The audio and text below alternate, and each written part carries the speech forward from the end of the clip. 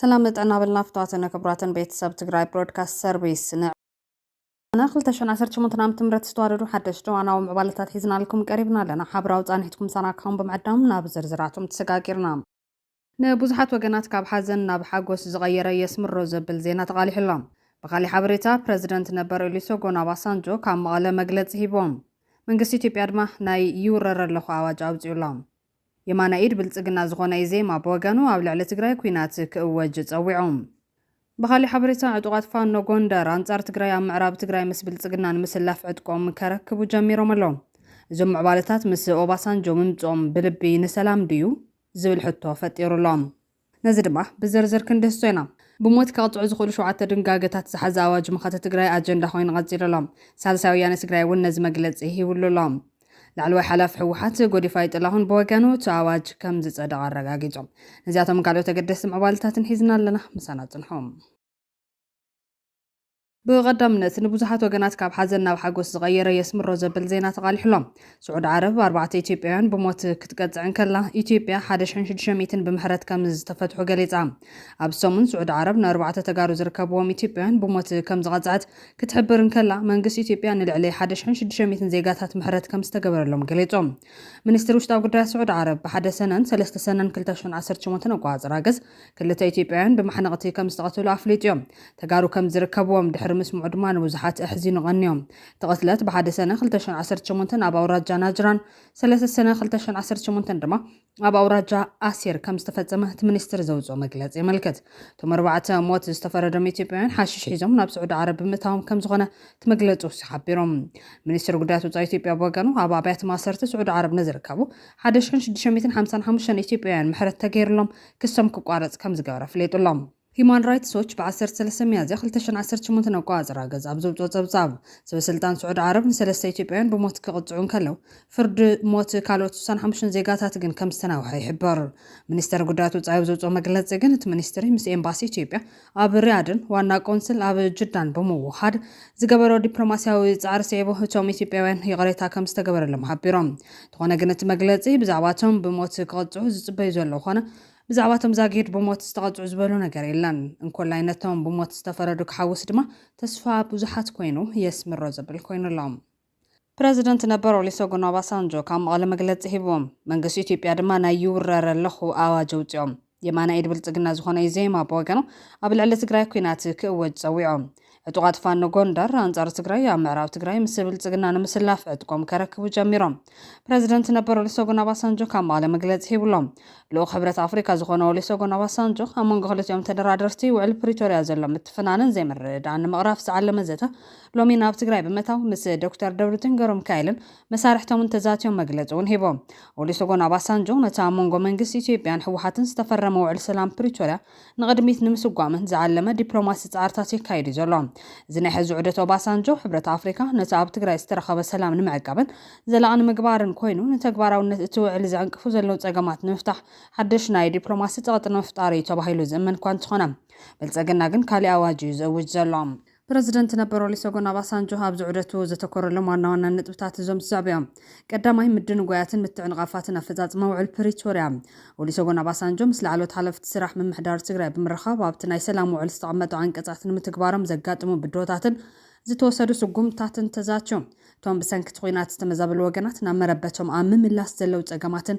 زدليو دغفاتن تلاعيلوم كالاي سبو حاجزن داغم هنصتن ابز خلل زلو سباو كنتات ناي مغبن حكمنا نقرب كمون نتوم بخوينات زعنو مسرت لمعاتات مليس كان مهنات زغبرو زلو صعرتات زملكتون زت تخايديوم عبرت افريكان اغراوين مشارختن نز مسرح زن محجاز زلوم دليت عملغايتوم سالساي مملاس العلاوي دوباتن موصا زي حغاوين حيلتاتن حدا خابتو على بريتوريا مولو بمولو نمتكبار زتعنا افزل غداي تحت قوصر غرباب حيلتات زلو دوبات تግራይ مخاني فلجوم اب زعدت زي زوم حيلتات زوم وصيوم تدوبات ናብ ናይ ቀደሙ محدراوي ቅርጹ ክምለስን ተዘትልዮም رابعي بوليس كوزتن مرقعن زعدت عمونكم محدار دكتور دبرزين كبر مكايلن فيدرال منجستن زلون اي متئمان حواهون مقلوات زعلميهم وباسانجو زقاط مزلو زي مردات بسلام منقدي بزتن بمسارات حق منقستا وسرعات انطرح كفتحو كم زقبا أسميرو مولولو الزتا وصيتاو خوينو عدنا ناب نور سلاما كتملسن منسينا كاب داغما كوينات ريحنو ساريحو زلواتلو غيزي كمصن تسفا بزحات كنت خونا ጥርጣረታት ግን ብሕዚኡ ይለዓልሎም ብዙሓት ብዛዕባ ዛመልኪቶም ርእቶታት ዘውዘሎ ኮይኖም ካብቶም ርእቶ ሃብት ገሊኦም ኦሊሶጎን መቐላእትዮም ዝሰማኹ መጠና ውሽጣዊ ሰላም ከይትሰምዐኒ ተረፈን ይኹን ዳምበር ገለ ስጋታትን ሕቶታትን ናብ ርእሰይ ምምጾም ግን ቀፂሎም እዮም እዞም ሰብኣይ ለኣኺኦም መን እዮም ምስ ሓድሽ ዲስኩር መራሒ ኢትዮጵያ ዘለዎም ርክብኻ ንጹህ ድዮም ኣብዚ ዕድመ እዚ ሚዛናዊ ሓሳብን ምግንዛብን ኣለዎም ድዩ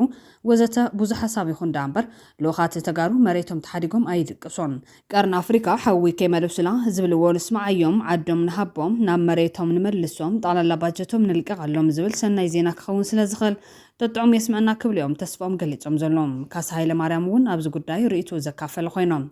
ዓቐን ፈፀጉ ክንዲ ዝኾነ ይኹን ዝተረኸበ ንኻል ዲፕሎማሲ ክዕበስ ወይ ክንፀገ ይብሉን ኣብ ዕፅዋን ክባን ኣብ ውሽጢ ከቢድ ፖለቲካዊ ማሕበራውን ኢኮኖሚያውን ቅልብላው ከም ዘላ ትግራይ ንዝኾነ ይኹን ዝተረኸበ ከይዲ ዲፕሎማሲ ብኸመይ ናብ ፈፀግ ትግራይ ምሽራፍ ይከኣል ዝብል እዩ እቲ ክኸውን ዘሎ ቀንዲ ሕቶን ጠመተን እዚ ኣቲናይ ዘለና ዝቕፅል መፋርቕ ዓመት ጎንፅታት ኣብ ምእላይ ዲፕሎማሲ ዓለም ዝፀበበን ዝነኣሰን ኣሳልጦ ይክህልዎ ተባሂሉ ዝተገመተሉ እዋን እዮም ኣብ ከም ዝበለ እዋን ደውታን ስግግርን ዲፕሎማሲ ዓለም ከም ትግራይ ብመጻብ ዝተረኸበ ከይድታት ዲፕሎማሲ ንፈፀግ ካብ መዋዕል ኣገዳሲ ምዃኑ ትሑዝ ኮይኖም ልዕሊ ኩሉ ግና ኩሉ መዳያዊ ውሽጣውን ግዳማውን ዓቕሚ ትግራይ ኣብ ምስስሳንን መፍትሕን መዋፅኦን ትግራይ ኣብ ምንዳይን ኣብ ምትዕፅጻፍን ይዋጓጎ ወጋሕታ ምግሃድ ዝከኣል ክብል ገሊጹሎም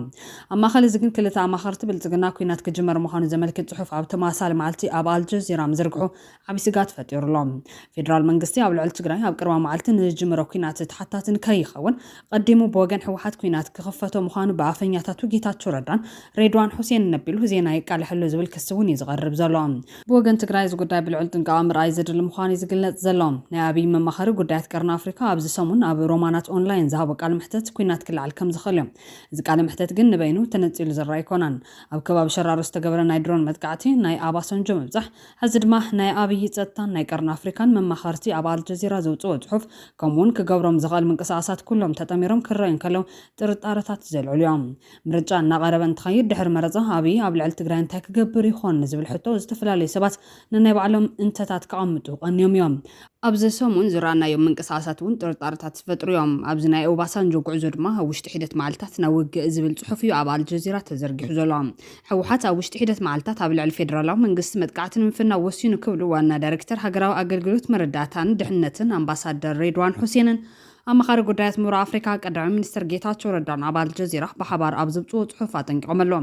ሬድዋን ጌታቸውን ብሓባር ኣብ ዘውፅኦ ጽሑፍ ጽምዶ ብዝብል ስም ውህደት ዝፈጠሩ ሓይልታት ንኢትዮጵያ ጎቲቶም ናብ ውግእ ንምእታው ይንቀሳቐሱ ከም ዘለዎ ከሲሶም ኣብ ኣስመራ መቐለን ሱዳንን ብሕቡን ግልጹን ኣብ ዝተኻየዱ ኣኼባታት ዝተፈጠረ ጽምዶም ኣብዚ ሕዚ ዋና መጥቃዕቲ ንምስግጋር ተደልዩ ኣሎ ኢሎም ሕወሓት ካብ መንግስቲ ኤርትራ ብቐጥታ ብዝረኽቦ ደገፍ በዝሒ ዘለዎ ተዋጋኢ ሓይሊ ምልማል ምልብማድን ምዕጣቕን ይቕፅለሉ ከም ዘለውን ወሲኾም ከሲሶም እዚ ክሲ ምስ ምጓዓዝ ኦባሳንጆ ተደማሚሩ ጥርጣር ዝፈጥር ኮይኑሎ ኦባሳንጆ ክመፅእ ከሎ ድሮን እውን ትመፅና ነይራ ክብል ጌታቸው ረዳ ነቲ ዝተበሳስዐ ናይ ቤት ጽሕፈቱ ገዛ ንዲፕሎማስኛታት ከም ዘርአዮም ኣይርስዓን ኣብይ ኣሕመድ ኦባሳንጆን ኣብ ትግራይ ዝሰዶ ንሰላም ክዝትብ ምሕሳብ ዶ ይኾን ዝብል ዘልዕሉ ወገናት ድማ ካብ ድሌት ኣብይ ወፃኢ ሕብረት ኣፍሪካ ዝበሃል ትካል ይሰይድዎ ዝብል ሰብ ይህሉ ኢለ ኣይኣምነን የግዳስ ንውግእ ዝኸውን ሓበሬታ ካብ በዓል ደብረጽዮን ክስልል ናይ ምዃኑ ዕድሉ ሰፊሕ ትሕልፍ ተመክሮን ኮላይ ጌታቸው ረዳ መስኪሩሉ ዝሓደረ ሓቂም ደድሕሪ ኦባሳንጆ ድሮናት እናተኸተላ ደብዳቤ ካይዳ ምንባረን እዚ ድማ ብፍላይ ከም ሎሚ ኣፈላላይ ፖለቲካ ዘይበዝሐሉ ግዜ ኦባሳንጆ ሓበሬታ ብዛዕባ ሰበስልጣን ትግራይ ዝረኽበሉ ኣንፈት ወይ ድማ ሎኬሽን ዝሕብሩ ሰባት ምስኡ እናተወ ግዳይ ክገብሮም ክሳብ ዝከኣሉ ሰሪሕ እዮም ሕዚ እውን ኣብይ ኣሕመድ ንብዙሕ ኣዋርሕ ምስ ሕወሓት ኣይዘራረብን ኢሉ ንሕብረት ኣፍሪካ እውን ሕወሓት ደጋጊሞም ደብዳቤ ጽሒፎም ኣይተሰምዑን ነይሮም ብትዕቢት ኣቕቢፁ ዝነበረ ሓለቓ ብልጽግና ኣብይ ኣሕመድ ሕዚ በርደጊሉ ንኦባሳንጆ ምስዳዱ ዘይሩ ዕድል እኳ እንተዘይተባሃሎም ብልቢኡ ንምባል ይኸብድ እዮም ብዝኾነ ዓድናን ህዝብናን ናብ ዋንኦምን ቦቶምን ዝምለስሉ ዕድል እንተዝፍጠር ምሕር ሕጉሳት ኢና ካብ ኣብይ ዝተበግሶ ክመፅእ ኢልካ ትፅቢት ኣይግበርን ምናልባሽ ፖለቲካ እዚ ቀጠና ሙሉ ንሙሉ እንተተገልቢጥዎ ጥራሕ ዛጊድ ከም ምዃኑ ርግፀኛ ኣይኮናን ክብልዮም ገሊፆም ዘሎም ካልእ ዘጠራጥር ምዕባለ ጌታቸው ሕወሓት ናብ ኩናት ናትልና ኣብ ዝበለሉ ወቕቲ የማናይድ ብልጽግና ዝኾነ ኢዜማ እውን ፌደራል መንግስቲ ኣብ ልዕሊ ሕወሓት ስጉምቲ ክወስድ ሓቲቶም እታ ኣካይዱ ምስ መኢሶን ይመሳሰል ተባሂሉ ዝውቀስ ኢዜማ ኣብ ትግራይ አንጠልጢሉ ዘሎ ወታደራዊ ውጥር ብዝምልከት መግለፂ ውፅኦም እቲ መግለፂ ፌደራል መንግስቲ ኣብ ልዕሊ ሕወሓት ስጉምቲ ክወስዱን ሓቲቱሎም ሕወሓት እንዳርገ ውዲቑ ስልጣን ካብ ዝሕዛት ሒዙ ዝፈፀሞም ዘበሎም ጥፋታት ብዝርዝር ዝዘርዘረት መግለጽ ንሕዝ ዘሎ ሃገራዊ ጸገም ጠንቁ ህወሓት ዝስፈኑ ናይ ብሔር ፖለቲካ ምዃኑ ከሶም ናይ ፕሪቶሪያ ስምምዕ ዘይምትግባርን ዘይምምላስ ተመዛበልትን ንህወሓት ጥራሕ ተሓታት ዝገበረ ናይ ተሰልፍ መግለጽ ነዚ ሓይሊ እዚ ያክል ምባልን ኣብ ህዝቢ ምንም ዓይነት መስዋዕትነት ብዘይስዕ መንገዲ ኣብቲ ጉጅለ ክብል ዝገለጾ መሪሕነት ጥራሕ ዘተኮረ ኣድላይ ሕጋዊ ስጉምቲ ብመንግስትን ምስ መንግስቲ ብሓባር ክውሰድ ከም ዝግባእ ኣምን በማል ኣብ ልዕሊ ህወሓት ስጉምቲ ክውሰድ ሓቲቱሎ እዩ ዜማ ከምዚ ዓይነት ኣዋጅ ንህዝቢ ካብ ዘሎ ሓልየት ዘይኮነ ስልታዊ መጥቃዕቲ ኣብ ልዕሊ ትግራይ ምዃኑ ይዘመን ምክንያቱ መስዋዕቲ ከይተኸፈለ ህዝቢ ከይጎደ ዝተኻየደ ኩናት ኣብ ዓለም ስለዘየላ ፍሉይ ልኡኽ ሕብረት ኣፍሪካ ኣብ ቀርኒ ኣፍሪካ ኦሉሴጉን ኦባሳንጆ ምስ ዶክተር ደብረጽዮን ገብረሚካኤል ኣብ መቐለ ተዛትዩ መግለጺ ሂቡሎ ኦሉሴጉን ኦባሳንጆ ንሰላምን ምርግጋዕን ቀርኒ ኣፍሪካ ንዝግበር ጻዕሪ ሕብረት ኣፍሪካ ክድግፍ ብሊቀመንበር ኮሚሽን ሕብረት መሐመድ ዓሊ ዩሱፍ ደጊሞም ዝተሸሙ ቅድሚ ሓደ ወርሒ ኣቢል እዩ ነይሩ ዝርዝር ውዕል ናይቲ መድረኽ ዝምልከት መብረ ዛሃበ ኣምባሳደር ኣዲስ ኣለም ባሌማ ትግራይ ህዝቢ ዘድሕን ተግባራዊ ምንቅስቃስ ከም ትደሊ ንፍሉይ ልኡኽ ሕብረት ኣፍሪካ ከም ዝተገለጸሎም ሓቢሩሎም ፕረዚደንት መንግስቲ ትግራይ ዶክተር ደብረጽዮን ገብረሚካኤልን ምስ ፍሉይ ልኡኽ ሕብረት ኣፍሪካ ኣብ ምብራቕ ኣፍሪካ ኣባሳንጆ ኣብ ዝገበርዎ ዘተ ዝተሳተፉ ኣምባሳደር ኣዲስ ኣለም ባሌማ እዚ ብተበግሱ ሕብረት ኣፍሪካ ዝካየድ ዘሎ ዘተ ገና ኣብ ምጅማር ከም ዝርከብ ምግላጽ ትግራይ ህዝቢ ዘድሕን ተግባራዊ ምንቅስቃስ ከም ትደሊ ተገሊጹሎም ይክብል ሓቢሮም ብወገን ትግራይ ኩሎም ሕቶታትናን ኣፈላላያትናን ብዘተን ድርድርን ክፍትሑ ዘለና ድሌት ክንገልጽ ከም ዝጸናሕና መንግስቲ ኢትዮጵያ ግን ንስምምዕ ፕሪቶሪያ ብምፍራስ ትግራይ ብምኽባብ ተደጋጋሚ መጥቃዕትታት ይፍጽም ከም ዘሎ ተገሊጹሎም ይብሎም ዛጊድ ናብ መረበቱ ክምለስ ዝግብኦ ዝተመዛበለን ዝተሰደደን ህዝብና ብጥሜትን ሕማምን ይበርስ ኣብ ትሕቲ ወረርቲ ዝርከብ ህዝብና እውን ብመንነቱ ይቐተልን ይሳቕን ከም ዘሎ ብሓፈሻ ኣብ ልዕሊ ትግራይ ዕፅዋን ክባንታ ኣውጁ ጽንተት ህዝቢ ትግራይ ይቕጽል ከም ዘሎ ከም ዝተገለጸሎም ሓቢሮም ፍሉይ ልኡኽ ሕብረት ኣፍሪካ ኦሉሴጉን ኦባሳንጆ ብወገኖም ምስ ፕረዚደንት ዶክተር ደብረጽዮን ዝገበርዎ ዘተ ጽቡቕ ከም ዝነበረ ብምግላጽ ዕላማ ትዘርብ እቲ ዘለዎ ጥሪ ምህዳን ቀጻሊ ሰላም ዝፍጠረሉ ኩነታት ምፍጣርን ምዃኑ ገሊጾም ኦሉሴጉን ኦባሳንጆ ድማ ወጥሪ ምህዳን ናብ ዘተ ንምብጻሕ ከም ቀዳማይ ስጉምቲ ክውሰድ እዩ ከም ዝደሊ ገሊጹ ዘሎ እቲ ናይ ፕሪቶሪያ ስምምዕ ሰላም ዝመርሐ ኦሉሴጉን ኦባሳንጆ ናብ ርእሰ ከተማ ትግራይ ዝኾነት መቐለ ድሕሪ ምብጽሖም እቲ ኣብ ቀረባ ግዜ ዝተገበረ ናይ ትግራይ ምሕዳር ምቅያየርን ብናይ ኢትዮጵያ ኣየር ሓይሊ ኣብ ትግራይ ዝተፈጸመ ናይ ድሮን መጥቃዕትታትን ንፍልማ ግዜ ዝገበርዎ እዮም ኦባሳንጆ ኣብ መንጎ መንግስቲ ኢትዮጵያን ህወሓትን ዘለዎ ጥሪ ንምፍኳስ ዝግበሩ ዘለዉ ጻዕርታት ብዝምልከት ንጋዜጠኛታት ኣብ ዝሃብዎ ሓፂር መግለፂ ከምዚ ኢሎም ምቕናስ ወጥሪ ከም ቀዳማይ ስጉምቲ ናብ ዘተ ክንወስዶ ኢና ኢሎም ኣለዎም reconnection, a revisit, and the purpose is to not to allow things to deteriorate beyond where they are today. How can we start a process of de-escalation so that peace, security, and stability that we want for this country and the economic progress will continue. That's the purpose. And I'm satisfied with my meeting with the President. Okay, one question. No. To what extent are you committed to bring peace or to the lasting peace process? Well, we had something on the ground which we had to أبيات تملكتين إشتاي تربينا نبالا تي ناي process ناي مرقع ترجعوا إنه مع ديس كالت ناي وقت ناي ورا وجن إشتاي خلنا أسقزو يتوانا علامات تي process ناي جمرونة تخيدي أبكيدي نازل لنا سلام مرقع نخلنا مس تي تجمير زلو ناي economy عبيت وين كقصل الوا تي economic progress وين كقصل الوا تبقى تعبل لا إليو propaganda سر زلو economic progress وين كقصل منتان مو حقوسية مس president زغور وواقعي حقوسية لولو مس دكتور دبرتين زغور مالتيو كان نشتي لا مس دكتور أديس علم وين كنقصينا الدحرزيا مر يتسعر زقبر زلو أبرسيو تحز زلو أبجاف بس يحزلو وعيناي كوينات ديسكليت كجبر كنكي كسرح يزبل ماشي ميزلوه سلازي كابو تبقيسنا نابي كم زود تحكرينا وقال منقستي هم يري ولو نحنا دا كل ساعة نديالوج political dialogue كفتيو أوفيسناك نحن كل ساعة دلوقتي كنا بدنا مجلس كنا وصلنا يكون عندي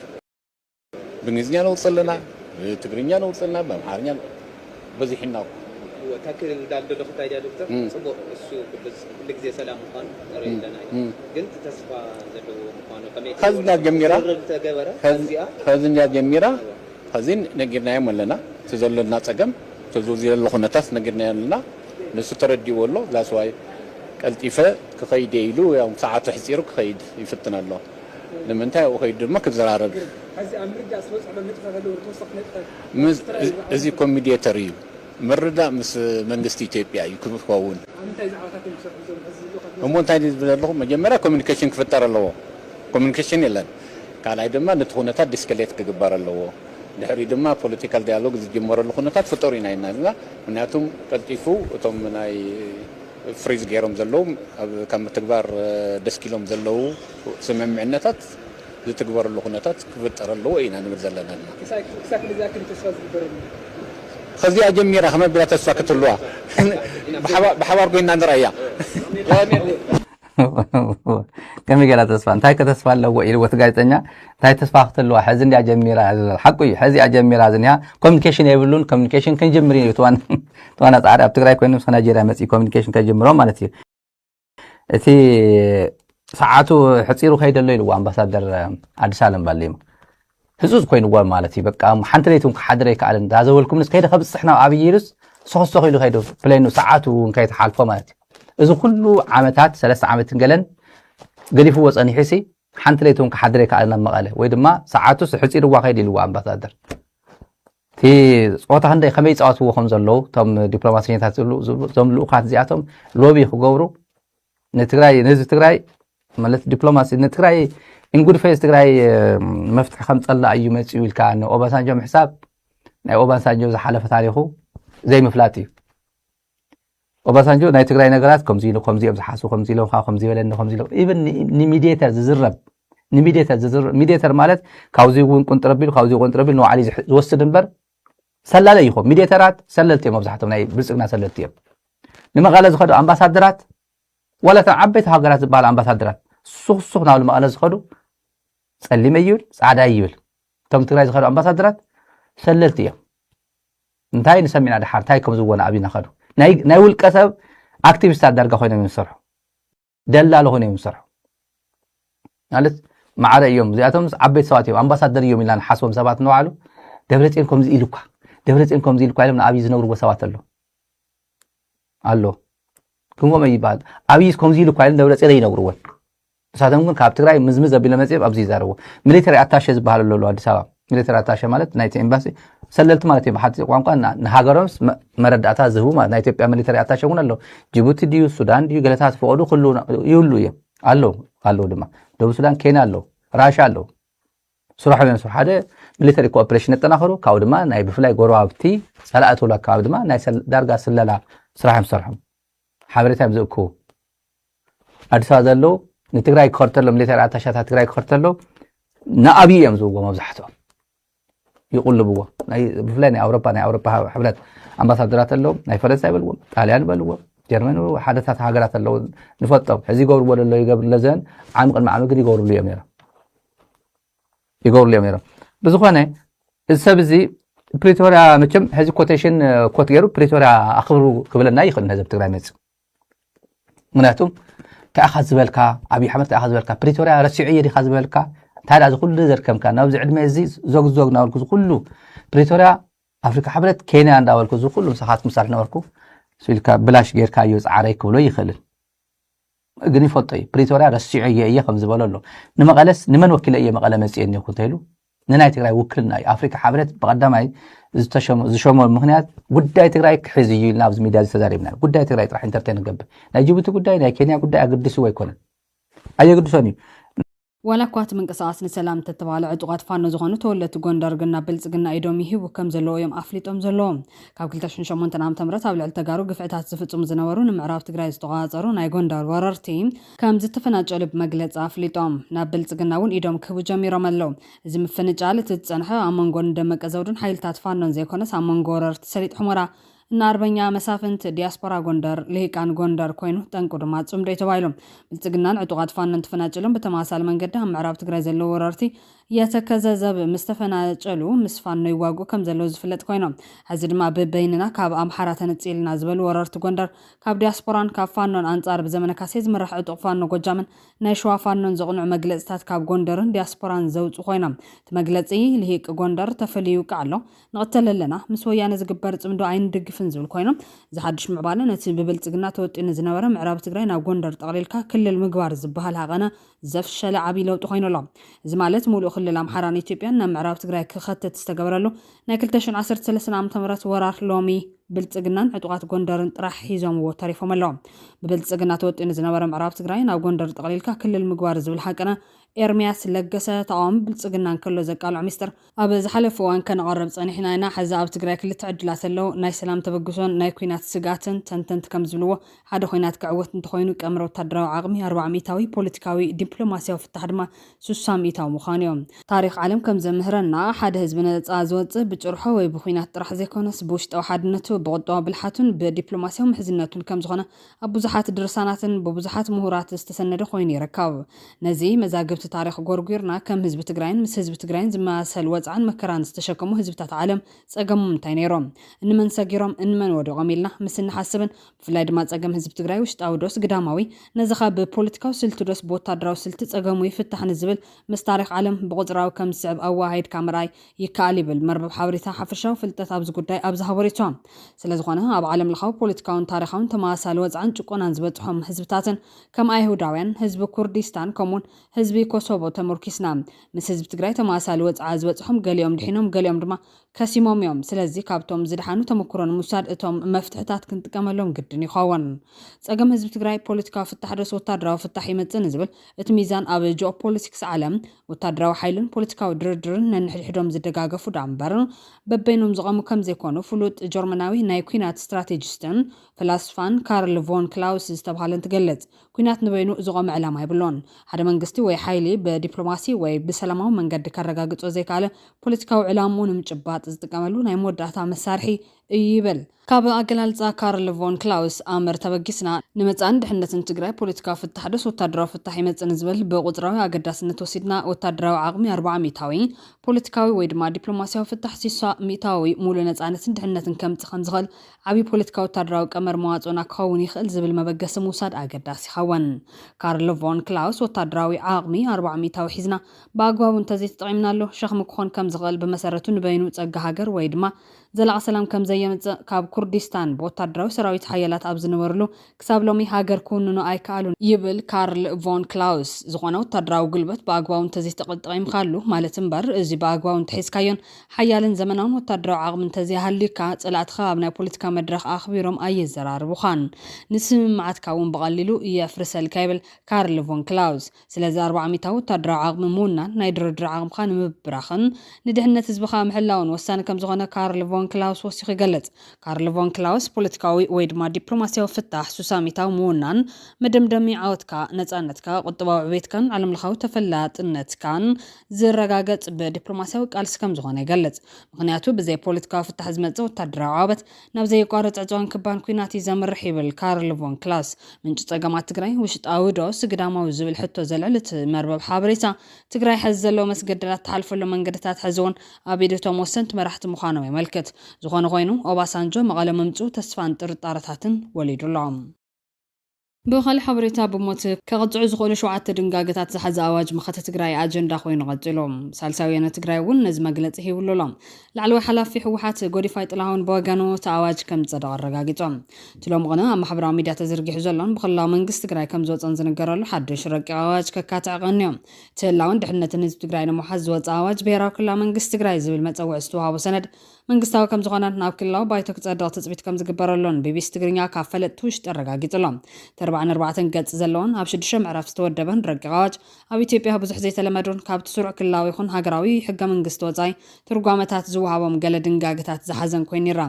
ኣብ መእተውቲ ኣዋጅ ጸላይ ንውዕል ፕሪቶርያ ኣፍሪሱ ኣብ ልዕሊ ህዝቢ ትግራይ كل عينة بدل قفعني فتم سلازلو حزب المنقسم تقرأ عشان مكل خال تفترون حقا ومثل كم زلوا غدي ماسفير ركاب حوحات نتب مسارة على بريشورا زغامه جزام حدار تقرأ بمفراس بتغير مخينات استمرت بيت مخرج تكاغيريو إذا ما مس منقسم فيدرال زلوا طريق يعرقو تساقي الله إذا كم زنا على أيو إذن أوان كنا تحسي وزوات أز مثل أواج رقيق وزلام أواج كتات ويد ما أواج مخته كبهال زخل كوينو بغرت يخون بتحسدو دنقاقها تسوان تبايلو استدالو يمثل زاواج جاب قبرن كوعل ببريزيدنت تخلل كم زوجن ببيت مغرب تخلل تصديقو دنبتات كم زوجن تقلت لهم تزوعنتهم من بريزيدنت تخلل زخانو ما خلاي كوماندرن سراوي تقراين تتعيشهم كم زلورما يحبر بموت كقطع زخول شوعة دنقاقتات سحزاوج مخاطر تقراي أبوان وقن قبل على مسيرة لمعات سكالات حزب المنقسم عنوات مفتام مس صلاي متحبارن مشتر مبخانن بمأسرة جنزم زغلت كم زخون استقلت زخوينهم تتكبر كون الكاس تفتز من تخوين جن كساب بعد ملك مأسرتي وي بموت كقطع خليبل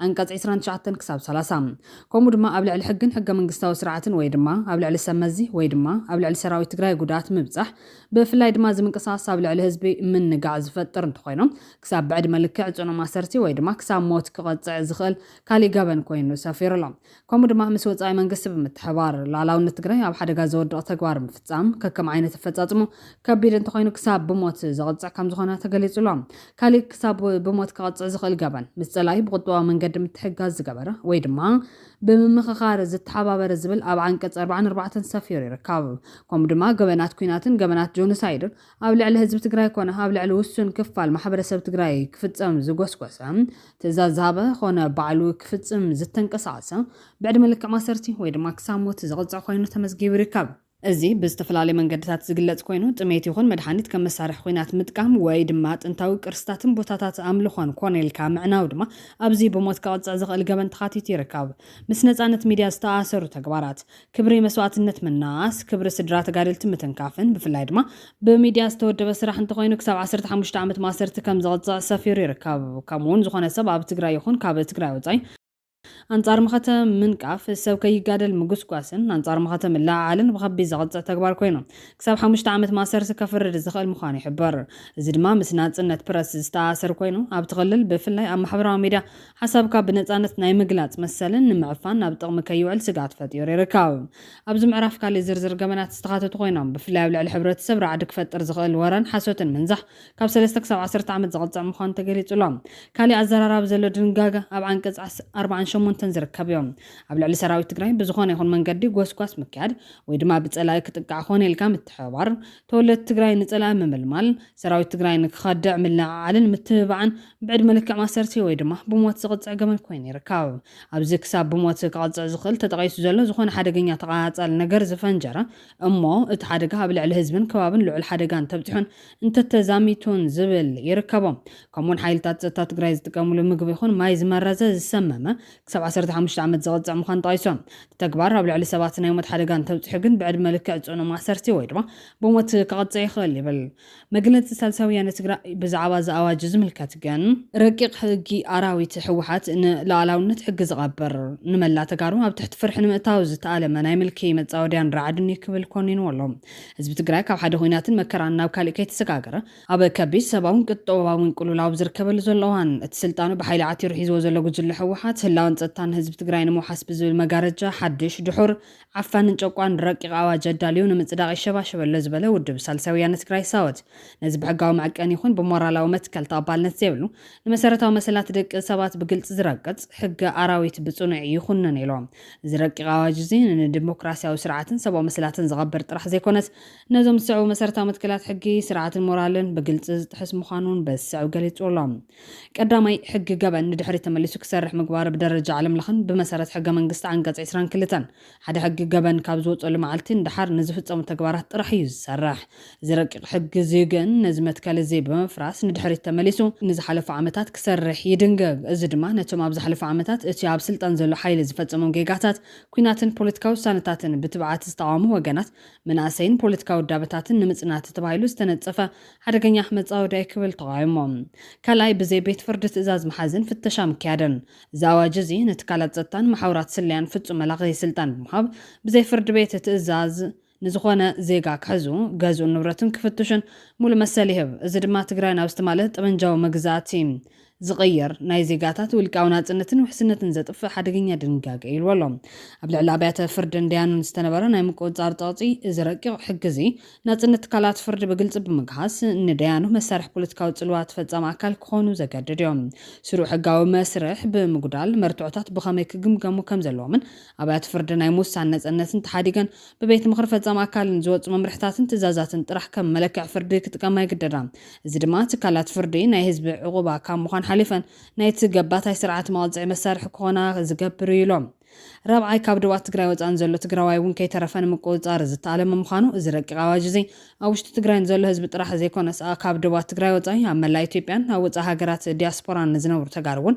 ብገበን ክኸስስን ክቐፅዕን ዝኽእሉ ዓለምለኻዊ ወሰን ዝመስል ሰፊሕ ንዘይሕጋውን ስልጣን ይሓትት እዚ ኣብ ስልጣን ዝተኾየጠ ሓይሊ ባዕሉ ዝፈጠሮም ናይ ክሕደት ገበናትን ብምጥቃም ኣብ ስደት ኮይንካ ሓሳብካ ምግላፅን ንምልክ ምቋምን ከም ዓብይ ገበን ብምቁጻር ትግራዋይ ኣብ ዝሃለወ ይሃሉ ናይ ፍርሒ መርበብ ክዝርግሕ ዝሃቀነ ነውራም ረቂቕ ኣዋጅ ስለ ዝኾነ ክብል ኮኒኑ ወሎም ሓምሻይ ሕጋውን ፖለቲካውን ቅቡልነትን ስልጣን ዘይብሉን ኣካል ሕጊ ከውፅእ ይኽእልን ብመሰረት ሕገ መንግስቲ ፌደራል አንቀጽ 55 ዓበይቲ ናይ ጸጥታን ገበንን ሕግታት ናይ ምውፃእ ስልጣን ናይ ፌደራል መንግስቲ ጥራሕ እዩ ናይ ክልል መንግስቲ ኣብ ዝረቂቕ ሕጊ ዝተደንገጉ ከበድቲ ናይ ክሕደት ጸጥታን ኩናት ገበናትን ክድንግግ ፍጹም ሕጋዊ ስልጣን የብሉን ከም ዝፍለጥ እቲ ካብ ሕግን ሞራልን ወፃኢ ኣብ ስልጣን ዘሎ ሓይል ድማ ዝተወንዘፈ ክልላዊ መንግስቲ ከም ዝመለሰ ይዝገለጽ እዚ ድማ በቲ ሕገ መንግስቲ ንኽልላት ምስ ዝተዋሃበ ስልጣንን ተግባርን ብዝጻባእ ናይ ገበን ሕግታት ብምውፃእ ኣብ ልዕሊ ደቂ ትግራይ ናይ ዓፈና በትሪ ክዓርፍ ይሸባሸብ ምህላው ኢልዎም ሻልሻይ ማሕበራዊ እምነት ዝዘርግ ሓደገኛ ናይ ጥቋምነትን ስልያን ስርዓት ምትእታው እቲ ኣዋጅ 10 ዓመት ፍርዲ ዘውህብ ገበን ዝጠቆመ ወይ ድማ ዝመስከረ ሰብ ብገንዘብን ብመተባብዕን ክሽልም ከም ዘለዎ ይድንገግ እዚ ድማ ኣብ ውሽጢ ሕብረተሰብ ናይ ጥልመት ስልያን ዘይምትእማንን ባህሊ ዝተዳለወ መርዚ ክብል ሳወት ኮኒን ወሎ እዚ ኣዋጅ ሕዚ ዝወፀሉ ምክንያት እቲ ገባታይ ጉጅለ ነዚ ሕጊ እዚ ሕዚ ዘውፀሉ ዘሎ ምክንያት ህዝቢ ትግራይ ካብ ሓደጋ ንምድሓን ዘይኮነስ እቶም ዝስዕቡ ሰለስተ ናይ ፖለቲካ ዓላማታትን ምርግጋጽ እዮም ስልጣን ንምሕላው እቲ ስርዓት ብሰንኪ ዘርኣዩ ተደጋጋሚ ናይ መርሒነት ልምሰት ምብስባስን ብስሩናን ካብ ህዝብና ፍጹም ተኻዒቡ ስለ ዘሎ ብሰላማውን ሕጋዊ መንገዲ ኣብ ስልጣን ከም ዘይጸንሕ ግልጽ ስለ ዝኾነ ብሓይሊ ብረት ኣብ ስልጣን ንምጽናሕ ዘለዎ ብሕታዊ መማረጽ ስለ ዝኾነ ህዝባዊ ተቃውሞ ንምዕፋን ኣብ ዝዋን እዚ ኣብ ውሽጢ ትግራይ ዘሎ ከቢድ ቁጠባዊ ቅልውላው ስነት ሰላም ፍትሕን ዘበገሶ ህዝባዊ ቁጥዕን ተቃውሞን ንምጭፍላቕ ዝተኣለመ ናይ ረዓድ መሳርሒ ምዃኖም ካብ ፍትሕን ተሓታትነት ንምህዳም እቲ መሪሕነት ኣብ ልዕሊ ህዝቢ ትግራይ ዘወርዶ ከቢድ ዕንወትን ታሪኻዊ ክሕደትን ብሕጋዊ መንገዲ ተሓታቲ ከይኸውን ንባዕሉ ድሕነት ንምሃብ ዘዳለዎ ናይ መወዳእታ ድፋዕ ምዃን እዮም ዝበለ ሳልሳይ ወያነ ትግራይ ጻውዒቱ እውን ቀሪቡሎም ቀዳማይ ንህዝቢ ትግራይ እዚ ኣዋጅ ንመሰልካን ሓርነትካን ከይትቃለስ ኢድካን እግርኻን ንምእሳር ዝተዳለወ ሰንሰለ ጭቆና ምዃኑ ብምግንዛብ ነዚ ሕጊ ኣራዊት ክትቃወሞ ክትነጽጎን ካልኣይ ንዲያስፖራ ተጋሩ ድምፂ ህዝብኹም ብሕጊ ክዕፈን ኣብ ዝዳለወሉ ዘለዋን እዚ ኣዋጅ ንዓኻትኩም እውን ዕላማ ዝገበረ ምዃኑ ተረዲኾም ነዚ ናይ ምልኪ ውሳነ ብዓለም ለኸ ደረጃ ክትቃልዕዎም ሳልሳይ ንሓይልታት ፖለቲካን ሲቪልን ሲቪክን ውዳበታት ትግራይ ኣብ ትግራይ እግሪ ክትከል ዝጎይ ዘሎ ብዓይነቱ ዝተፈለየን ብሓይሊ ብረት ስልጣኑ ከጽንዕ ዝጓየ ዘሎን ፍጹም መላኽን ጸረ ህዝብን ዝኾነ ሓይሊ ንምልዋጥ ተዋሪድና ክንቃለስ ንጽዋዕ ክብል ጸዊዕሎ ውድብ ሳልሳይ ወያነ ትግራይ ላዕለዋይ ሓላፊ ህወሓት ጎዲፋይ ጥላሁን በወገኑ ተኣዋጅ ከም ጸደቐ ረጋጊጾም ተሓላፊ ምስ ዛራ ሚድያ ኣብ ዝነበረ ጻንሒት ተኣዋጅ ከም ጸደቐ ግን ከምቲ ኣብ ማሕበራዊ መራኸቢታት ተዘርጊሑ ዘሎ ከም ዘይኮነ ኣፍሊጡ እዩ ጸዲቁ ዳ ኣይተባሃለ እንዶ ጸዲቁ ይባሃል ሕግ ዝወረቐቱ እዚ ትክክል ኣይኮነን እምበር ናይ መኸተ ሕጊ ጸዲቁ ዳ ኣይተባሃለ መቀዳማይ ተረዲየካ ሕዚ እንታይ ዝለካ ዘለኹ ኣነ ከም ሓደ በዓል ሞያ እንደወቅዕ ዘለኹ ድሓር ክመፀካ ናብቲ እንተ ሕዚ ናብ ሚድያ ቀሪቦም ወስለ ዘሎ ኣብቲ ትሕዝቶ ክንዘራረብ ኢና ፀገም የብሉ ኣነ ባይዘወይ ኣብ ትሕዝቶ ክንዘራረብ ኢና ቀሪቦም ወስለ ዘሎ ቅድም ቀዳድም እዚ ዓንቀጻት እዚ ወይ ድማ እዚ ዶክመንት እዚ ድዩ ሰይኮን ብዘይግድስ መኸተ ትግራይ ኣዋጅ ጸዲቁ ዶ ይጸደቐን እንታይ ሓበሬታ ኣለካ ኣብዚ መጀመርያ ንህዝቢ ክሊር ክንገብሮ ጸደቐ ኣሎ ዶ ዘይጸደቐ እንታይ እዩ ፎርማሊ ዝተነገረና ስለዚ የለ እምበር ዘለና ሓበሬታ ከም ጸደቐ እዩ ሃራይ ከም ጸደቐ እዩ ጸዲቁ እዩ እቲ ሕዚ ማሕበራዊ ድህረ ገጽ ዝመላለስ ዘሎ ኣብ ቀሪቡ ዘሎ ግን ኣይጸደቐን ይፈልጦ እየ ታራ ናይ ተው ዘሎ ትሕዝቶ ዝኾነ ኣዋጅ ጥራሕ ይረኽበውን ካብኡ ተመሃሳሊ ነገር ነይብሉን ኣይኮንኩን ክብለካ ደልየ ሓደ ሕጊ ጸዲቁ ዝበሃል ግን ካብ መጀመርያ እስካዕ መጨረሻ ሙሉእ ትሕዝትኡ ተው ዘለስ ናብ ተግባር ከኣቱ እዚ እዩ ቤት ምክሪ ጸዲቁ ዝብል መደላገሪ ከይኾን ግን ሕዚ ማሕበራዊ ድህረ ገጽ ቀሪቡ ዘሎ ግን ኣይጸደቐን ብሔራዊ ክልላዊ መንግስቲ ትግራይ ኣይፈልጦን ቤተ ምክሪ መንግስቲ ትግራይ ኣይፈልጦን ድራፍት ዲ ነይሩ ማለት እዩ ተማሓይሹ ዲ ፀዲቁ ማለት እዩ እንታይ እዩ እዚ ድራፍት እውን ኣይኮነን ድራፍት እውን ኣይኮነን ኣብ ዝኾነ እዋን እንታይ መስለካ ሓደ ንዚ ደርቁ ሰባት ኣለዉ እንዲኦም ኣብ ዝኾነ እዋን ካብዚ ኣዋጅ ዘይተበገሰ ክብል ኣይክእልን ኣነ ገና ምስ ቀረበ ስለ ክንፈልጦ ዝግበአና ኣነ ብዘለና ሓበሬታ ግን እዚ ኣዋጅ ዳርጋ ብትሕዝቶ ብዓንቀፅ በዝሒ እውን ኣሎ ብናይቶም ሕድሕዳት ዓንቀታት ትሕዝቶም በሎ ብድምር ግን እዚ ኣብ ማሕበራዊ ድሕረ ገፅ ዝመላለስ ዘሎ ብብሔራዊ ክልላዊ መንግስቲ ትግራይ ዝፀደቀ ኣይኮነን ከምኡ ዝበለ ትሕዝቶ እውን የብሉን ዝብል ንውሰድ ይኹን እምበር እዚ ኣዋጅ ብማሕበራዊ ድሕረ ገፅ ምልቃቁ እንዲያው ሓሳብ ንምእካብ ይጠቅም ስሕተት ተልዩ ንምእራም ይጠቅም እንዲያው ኣብ ዝማዕበላ ዓድታት ድማ ኣብ ዝኾነ ግልፂ ዝኾነ ዌብሳይት እውን ንኩሉ ኦፖን ኮይኑ ክሪኦ ዝገብር ናይ ኩሉ ሓሳብ ተሳተፍካ እዚ ናይ መፈትሒ ሕጊ እዚ ንህዝቢ ትግራይ ሃለዋትን ድሕነትን ንምርግጋእ ዝወፀ ህዝቢ ትግራይ ብኣውርኡ ዝፍፅሞን ዝቃለሰሉን መላእ ተጋሩ ዝቃለሰሉ መላእ ዓለም ዘሎ ትግራዋይ ዝሳተፈሉ ዳ እምበር ኣብኢኻ ተኸዊልካ ዝግበር ወይ ዝሕፍር ነገር ስለ ዘሎ ወይ ዓለም ለኸ ስታንዳርድ ስለዘየማልእ ወይ ናይ ዓለም መትከላት ስለዘየማልእ ገለገሊኦም ትማሊ ሓደ 4-5 ሚድያ እናርአኹ ነይረ ስታሊኻ ሓደ 5-6 ሚድያ እናርአኹ